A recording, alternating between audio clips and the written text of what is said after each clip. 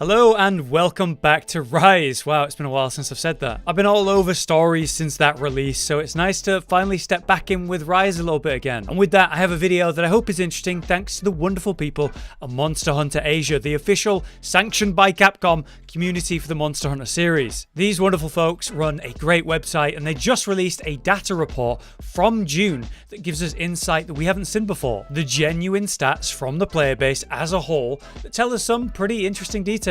This comes from the report they did where they take a look at the game's statistics rather than say a community poll. And from this we can see the actual percent of players who use which weapon, which buddies the player base is actually running, and also the most popular quest in the game. Be sure to check out the Monster Hunter Asia community for more great stuff like this. It is really cool that we have a community like this for the series. But anyway, I found the report both interesting and often very surprising, so why don't we take a look? Let's start with the big one. What percent of the player base uses which weapon the most? We've actually done polls for our own community on this topic before, but to see what the true numbers are is a lot better, and actually somewhat surprising. Now, if I had to guess which weapon was the most popular weapon in Rise, well, I think that's an easy one, the longsword, right? That would be correct, because 40.2% of the player base are using the longsword in their hunts, the biggest percent out of every weapon by almost double. Weebs unite, parry gods, form up. But a much harder question is this: which weapon is least used? As it turns out,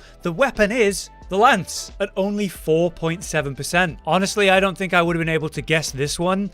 I'd probably put in a group of weapons that I think were, least used. And actually, I think the Rise Lance is a great weapon with the new silkbind attacks, like that crazy kunai attach where you do all the leaps. It's really funny and really fun to use. So it's a bit of a shame that that's bottom of the pack for popularity. Here's a surprise to some, I'm sure. One of the least popular weapons in the past for the series has been the light bowgun, but in Rise, it is third place at 24.2%, just under the dual blades, who had second place at 25%. Dual blades being popular? Sure, of course. It's always been one of the most popular weapons, but light bowgun, that's new. I think this is in large part due to just how powerful the light bowgun is in Rise. Many of us have been using the light bowgun to farm monsters like Nawa for the talisman grind, thanks to the consistent and fast completions that it provides. And that was even extended into the Apex monster farm for your Lazarite jewels in the later updates, as another great weapon to clear those hunts super quick. Not to mention, the light bowgun has always been a bit of a favorite of mine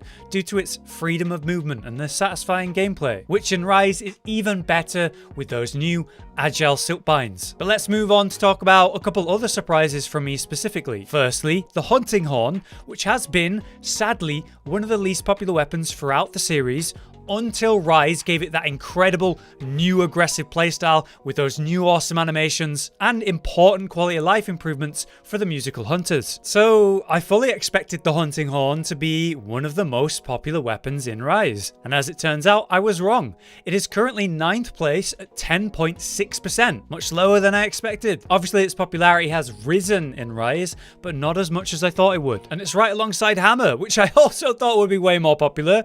It's just below the horn at 10th place with 9% of the player base using it. Now, one thing I think we should consider at this point is that this data is valid as of June, which is months after the actual release. These numbers would probably be very different in, say, the first and second month, during the point where players are trying new weapons and seeing what the changes are. I would imagine overall, the percents would be a lot more balanced than the current numbers. But when we take a look at the numbers overall and all the weapons here, you can see that other than the lance, things are pretty close between the weapons down from the bow, with the charge blade and the insect glaive almost having the exact same numbers. Compared to Iceborne's numbers, the longsword shot up in popularity, going from 20% to that 40%.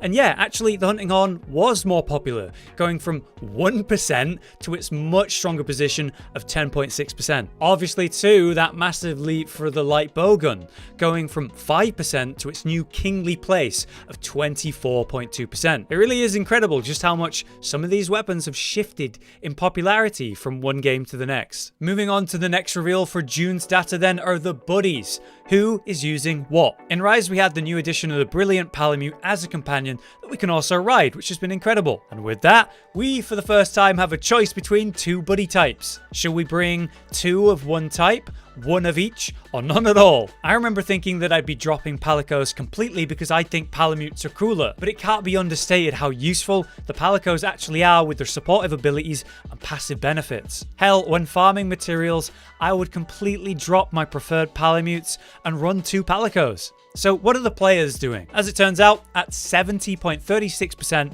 most players by far are running one of each for the benefits of a Palico and of course the new mounted movement of the Palamute. It makes sense, it's very effective and very fun, and probably the way the game was designed to be played. Then you have to notice the 13.37 aka leap percent of players that run nobody. This is more than likely the speedrunners of the community, the players who run counter-based weapons, which in Rise are a lot more common now thanks to all of the counter-based silkbinds. If you're trying to land a parry, it's pretty annoying when the monster just targets a buddy instead. So if you want a consistent and controlled experience, bringing nobody at all is probably the best way, and is probably why many speedrunners choose to not let them get in their way. Also very common though was the 11.55% of people running double Palico. Just like I mentioned, most likely due to that pilfer trait that they can use to farm materials and items much faster. After all, that is really strong. Honestly though, I've got to wonder, who are these people that are running just a Palico or just a Palamute? Do they know they can run too?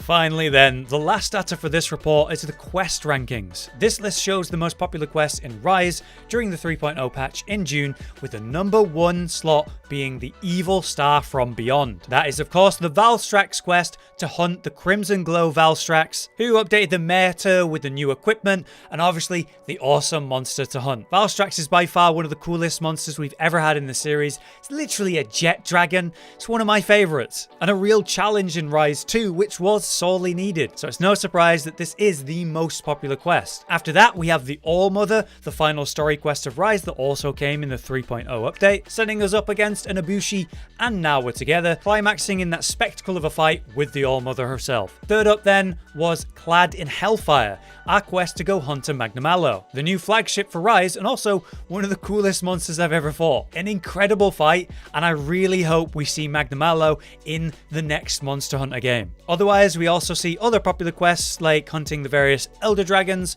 or Apex monsters. It's also good to see the Basil quest is very popular too. But there you have it, the data Monster Hunter Asia shared with us, which I found really interesting. What did you think? I was most surprised by the Hunting Horn percent. I really thought it would be more popular. But anyway, until next time, I've been Hollow, you've been you, thanks for watching.